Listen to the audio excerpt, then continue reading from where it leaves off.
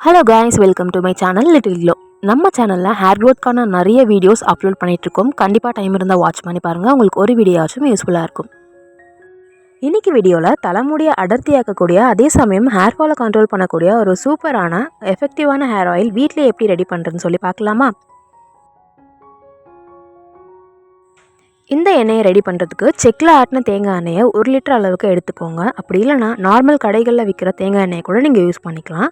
இந்த எண்ணெயை கடாயில் ஊற்றி மீடியம் ஃப்ளேமில் வச்சு எண்ணெய் பபிள்ஸ் வர வரைக்கும் சூடு பண்ணுங்கள்.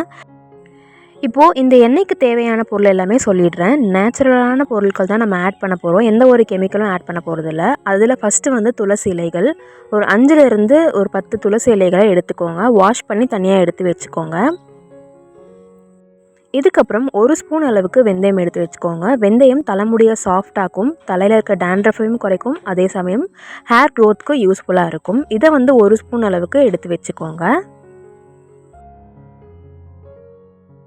மூணாவதாக நெல்லிக்காய் சேர்க்க போகிறோம். நெல்லிக்காய் தலைமுடியை பிளாக்காக மாற்றும், அதே சமயம் ஹேர் க்ரோத்துக்கு யூஸ்ஃபுல்லாக இருக்கும்.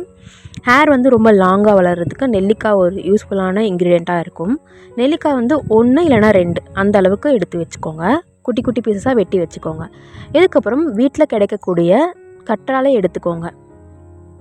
வீட்டில் பறித்த கற்றாழையாக இருந்தால் தண்ணியில் கொஞ்சம் நேரம் ஊற போட்டு அதை வாஷ் பண்ணிவிட்டு குட்டி குட்டி பீஸஸாக வெட்டி வச்சுக்கோங்க. அப்படி வந்து வீட்டில் கிடைக்கலன்னா கடைகளில் விற்கிற கெமிக்கல் ஃப்ரீ ஆலோவேரா ஜெல்லை வந்து வாங்கி 1 இல்லைனா 2 ஸ்பூன் வந்து யூஸ் பண்ணிக்கலாம். அடுத்ததாக கருவேப்பிலை ஒரு கைப்பிடி அளவு எடுத்துக்கோங்க. இதையும் நல்லா வாஷ் பண்ணி எடுத்து வச்சுக்கோங்க. கருவேப்பிலை முடியை பிளாக்காக மாற்றும், முடியை வந்து அடர்த்தியாக வளர்கிறதுக்கு உதவியாக இருக்கும். இப்போ கொதிச்சிட்ருக்க அந்த எண்ணெயில் பபிள்ஸ் வரும் இல்லையா, அந்த ஸ்டேஜில் வந்து நம்ம எடுத்து வச்சுருக்க எல்லா பொருளையும் சேர்த்து 1 ஸ்பூன் அளவுக்கு வந்து ஆமணக்கு எண்ணெய், கேஸ்டர் ஆயில்னு சொல்லுவாங்க இல்லையா, அதை வந்து சேர்த்துக்கணும். மீடியம் ஃப்ளேமில் வச்சு ஒரு 10லேருந்து 15 நிமிஷம் கொதிக்க விட்டுட்டு அதுக்கப்புறம் ஸ்டவ் ஆஃப் பண்ணிவிடுங்க. இது நல்லா கலர் சேஞ்ச் ஆனதுக்கப்புறமா இந்த எண்ணெயை வந்து ஒரு வடிகட்டியோ இல்லைனா வந்து காட்டன் துணியை வச்சு ஒரு பாட்டிலில் வடிகட்டி ஊற்றி வச்சுக்கோங்க. இதை வந்து ஒரு 2 to 3 months வச்சு பயன்படுத்தலாம். ஹோம்மேட் ஹேர் ஆயில் வந்து ரெடி பண்ணும்போது எப்போவுமே கம்மியான குவான்டிட்டியாக ரெடி பண்ணி எடுத்து வச்சுக்கோங்க. எப்போல்லாம் உங்களுக்கு தேவையோ அப்போ ஃப்ரெஷ்ஷாக ரெடி பண்ணி யூஸ் பண்ணுறதுன்றது பெட்டராக இருக்கும். இந்த எண்ணெயை எப்படி யூஸ் பண்ணணுன்னா, இந்த எண்ணெயை நீங்கள் எப்போல்லாம் யூஸ் பண்ணணுன்னு நினைக்கிறீங்களோ அப்போ வந்து டபுள் பாயிலிங் முறையில் இந்த எண்ணெயை சூடுபடுத்திட்டு உங்களுக்கு தலைமுடி வந்து எந்த இடத்துலலாம் கம்மியாக இருக்கோ, முக்கியமாக முன்னேற்றில் நிறைய பேருக்கு முடி இல்லாமல் இருக்கும் இல்லையா, அந்த இடத்துல நல்லா வந்து அப்ளை பண்ணிவிட்டு ஒரு 10 to 15 minutes நல்லா மசாஜ் பண்ணுங்கள். மசாஜ் பண்ணிவிட்டு ஒரு 20லேருந்து 30 நிமிஷம் வந்து அந்த எண்ணெயை அப்படியே ஊற விடுங்க. அப்படி இல்லைனா ஓவர் நைட் வந்து எண்ணெயை ஊற விடலாம். அதுக்கப்புறம் நீங்கள் எப்பவும் போல் ஷாம்புவை தண்ணியில் மிக்ஸ் பண்ணி ஹேர் வாஷ் பண்ணணும்.